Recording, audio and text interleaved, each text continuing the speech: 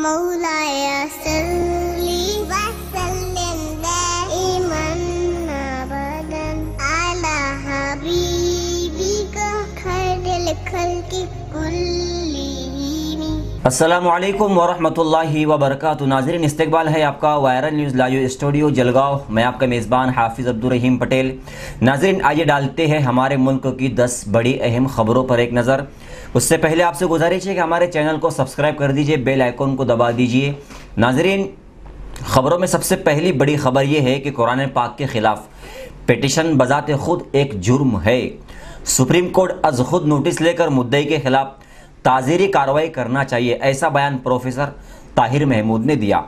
आपको बता दें कि फ़िरका वारना फितना अंगेज़ी की ये बदतरीन कोशिश बजाय खुद ताज़ीरात हिंद की दफ़ात A53A और 295A के तहत संगीन जराइम में आती है। इन ख्यालात का इज़हार कौमी अक़लियती कमीशन के साबिक chairman, law commission of India के साबिक रुकन प्रोफेसर ताहिर महमूद ने कलाम पाक से मुतालिक सुप्रीम कोर्ट में कलाम पाक से मुतालिक दायर करदा पिटीशन पर मीडिया से गुफ्तगू करते हुए कहा। उन्होंने और कहा कि इनमें से पहली दफ़ा मजहब की बुनियाद पर बदअमनी फैलाने की कोशिश को जुर्म करार देती है और दूसरी साफ तौर पर कहती है कि जो कोई शख्स हिंदुस्तान के शहरियों के किसी तबके को मजहबी जज्बात भड़काने की नीयत से ज़ुबानी या तहरीरी तौर पर उसके मज़हब की तौहीन करता है या ऐसा करने की कोशिश करता है, उसे 3 साल तक की कैद और जुर्माने की सज़ा दी जाएगी। प्रोफेसर ताहिर महमूद ने कहा कि अदालत उज़्मा को इन दफ़ात का अज़ खुद नोटिस लेते हुए मुद्दई के खिलाफ ताज़ीरी कार्रवाई के मुतल्लिका हुक्काम को हिदायत देनी चाहिए। नाज़रीन, दूसरी बड़ी खबर यह कि all India Muslim personal law board की 10 रोज़ा आसान मसनून निकाह मुहिम बेजा रस्म और रिवाज और जहेज जैसी लानत के ताल्लुक से खुलकर इजहार ख्याल किया जाए और उन्हें रोकने की हद्दुल इम्कान कोशिश की जाए। All India Muslim personal law board के सेक्रेटरी मौलाना उमर महफूज रहमानी ने प्रेस कॉन्फ्रेंस में बताया कि बोर्ड पूरे मुल्क का सबसे मुत्तहिदा और मुश्तरका प्लेटफार्म है। इसे इसीलिए कायम किया गया कि शरीयत की हिफाजत और समाज में फैली बुराइयों को कदकन लगाया जा सके।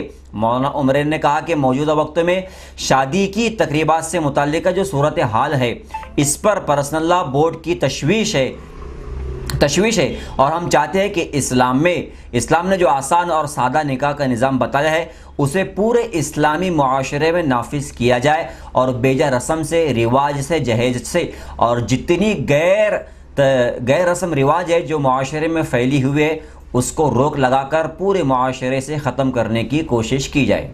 नाज़रीन, तीसरी बड़ी खबर यह है कि पिछले काफ़ी दिनों से जो मुल्कों में खबरें आ रही थी मॉब लिंचिंग की जो दबी हुई थी, फिर रांची झारखंड से खबरें आ रही है कि एक मुसलमान का पीट कर कत्ल कर दिया गया जिसका नाम मुबारक खान है। रांची के उनगढ़ा पुलिस स्टेशन के इलाके में हफ्ते की शब हुजूम ने एक नौजवान को पीट कर हलाक कर दिया। गांव के लोगों ने इस नौजवान पर बाइक का टायर चोरी करने का इल्ज़ाम लगाया था। इस वाक़े के बाद मकतूल के अहले खाना और बड़ी तादाद में दीगर अफराद थाना और मकतूल के घर के आसपास जमा हो गए। मकतूल के भाई ने 19 नामजद अफराद समेत नामालूम अफराद के खिलाफ FIR दर्ज करवाया है। उनगढ़ा पुलिस स्टेशन में FIR दर्ज किया गया है। दरगाह मुंडा की दरख्वास्त के मुताबिक मुबारक अपने दीगर साथियों के साथ उसकी पल्सर मोटरसाइकिल का अगला चक्का और बैटरी चोरी करके फरार हो रहा था, ऐसा इल्ज़ाम उस पर लगाया गया है। नाज़रीन, राजस्थान के सिक्कर से ताल्लुक़ रखने वाले एक हिंदुस्तानी फ़ौजी एहलकार को एक पाकिस्तानी खुफिया एजेंसी ISI की खातून एजेंट को फ़ौज की खुफिया इत्तलात फराहम करने के जुर्म में गिरफ्तार कर लिया गया है। ISI खातून एजेंट ने उसे हनी ट्रैप किया। वो हिंदुस्तानी फ़ौजी से वीडियो कॉल पर फहेश और बरहाना चैट करती थी। जब फ़ौजी एहलकार छुट्टी के दिन गांव आया था तो उसने पाकिस्तानी खुफिया एजेंसी ISI के खातून एजेंट से बात की तो वो इंटेलिजेंस के निशाने पर आ गया। उसकी निगरानी की जाने लगी। आखिरकार इंटेलिजेंस ने उसे उसके आबाई गांव से गिरफ्तार कर लिया। सिक्कर के SP ने बताया कि गिरफ्तार फौजी एहलकार सिक्कर के लक्ष्मणगढ़ के यालसर नामी गांव का रहायशी है। उसका नाम आकाश महरिया और उसकी उम्र 22 साल है। नाजरीन, लखनऊ में शिया वक्फ बोर्ड के साबिक चेयरमैन वसीम रिजवी के खिलाफ जमकर एहतजाज जारी है। वसीम रिजवी पर बदअनवानी के इल्जामात है। शिया और सुन्नी दोनों गिरोहों ने उसे खारिज अज इस्लाम करार दिया है। ऐसा समझा जाता है कि वो इससे बचने के लिए हुकूमती खुशामद के तौर पर ऐसे घटिया और गलत हरकत अंजाम देता रहा। रिजवी के खिलाफ चौक कोतवाली में तहरीर देकर FIR दर्ज करवाई गई। उसी दौरान उलमा ने अपने हामियों के साथ रिजवी के घर के बाहर कुरान खानी की। वसीम रिजवी ने एक अर्जी दाखिल की। बीजेपी अकलियती सेल की रियासती तर्जुमान शमसी ने रिजवी के खिलाफ तहरीर दी है। चौक के SH ओशोजित सिंह का कहना है कि शिकायत की तहकीकात की जा रही है। तहकीकात के बाद कानूनी कार्रवाई की जाएगी। नाजरीन, परभनी में पुलिस ने कर्फ्यू के दौरान रोजनामा इस्काल अखबार के एक मुलाजिम को शदीद जदकोब किया, खूब पीटा। परवीन कुलकर्णी इस्काल के मुलाजिम का नाम है। उसे पुलिस ऑफिसर ने उस वक्त तो पीटा जब वो सुबह को अखबार फरोख्त करने जा रहा था। उसे पुलिस ने मार पीट करते हुए शदीद जख्मी कर दिया और उसे अस्पताल में इलाज के बाद घर वापस भेज दिया। बताया जा रहा है कि ये वाक़या उस वक्त तो पेश आया जब मोंडा पुलिस स्टेशन के पुलिस अफसर ने रोजनामा इस्काल के अमले को पीटा, जबकि उनके पास शनाख्ती कार्ड भी मौजूद था। काबिल जिक्र बात यह कि इस हकीकत के बावजूद कि जिला कलेक्टर दीपक ने कर्फ्यू के दौरान अखबार फरोशों और अखबारी दफ्तर के कारकुनों और अखबारी नुमाइंदों को कर्फ्यू से मुस्तस्ना रखा था, ताहम इसके बावजूद अखबारी कारकुनों की जमकर पिटाई करना यकीनन काबिल संगीन हरकत है। नाजरीन, किसान 109 दिन से दहली की सरहद पर 3 नए ज़िरई कवानीन की मनसूखी का मुतालबे के तहत एहतजाज कर रहे हैं कि ये तीनों काले कानून किसी तरह भी वापस हो जाए। उन्होंने अब टेन के कच्चे मकानों में गर्मी से बचाव के लिए पक्के मकाना तामीर करना शुरू कर दिए हैं।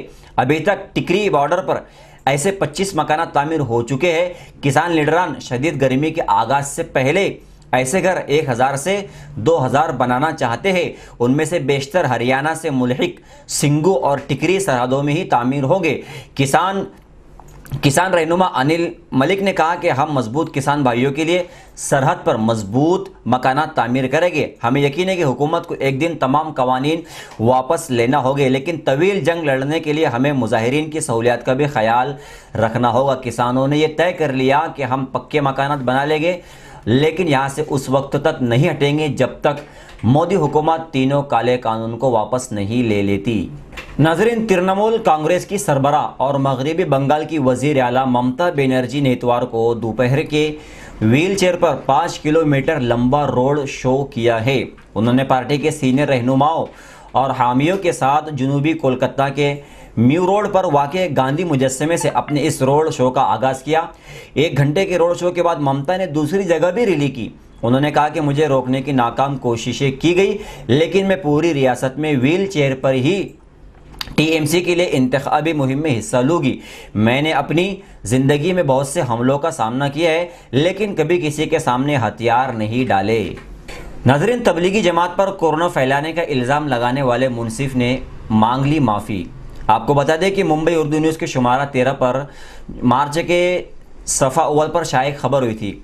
हिंदू समाज में इस्लामोफोबिया की बदतरीन मिसाल मेडिकल माइक्रोबायोलॉजी किताब में तबलीगी जमात पर कोरोना फैलाने का इल्ज़ाम शाये हुई थी, जिसे ट्विटर समेत सोशल मीडिया पर भी खूब वायरल किया गया था। इस पर नोटिस लेते हुए मुरत्तिब किताब ने माफ़ी मांग ली है और ये इल्ज़ाम उस किताब में शायद दर्ज था। ये बड़ी अच्छी और हौसला अफजाई के काबिल बात है और सियासी नफरत के दौर में एहसास ख़ता पर मुस्बत कदम उठाने का खैर मकदम है। और ज़्यादा अच्छी बात ये लगी कि वो इस किताब से मज़कूरा नफरत अंगेज सत्रों को हज़फ भी कर रहे हैं, यानी उसको मिटा रहे हैं, और उम्मीद करते हैं कि ये फ़िज़ा आम हो जाए, इंसानों की इंसानियत पसंदी से कुछ सीख मौजूदा हुक्मरानों को भी मिल जाए और नफरतों का माहौल ख़त्म हो जाए। नाज़रीन, भारतीय किसान यूनियन BKU के कौमी तर्जुबान राकेश टिकैत ने इल्ज़ाम लगाया कि मरकज़ी हुकूमत ने किसानों को धोखा दिया है। मिस्टर टिकैत, जो मगरबी बंगाल से प्रयागराज पहुँचे थे, उन्होंने इतवार को झिलवा में किसान रहनुमा संजय यादव की रिहाइशगाह पर नामे निगारों को बताया कि हुकूमत सनआतकारों को सब कुछ फरोख्त करने में दिलचस्पी रखती है।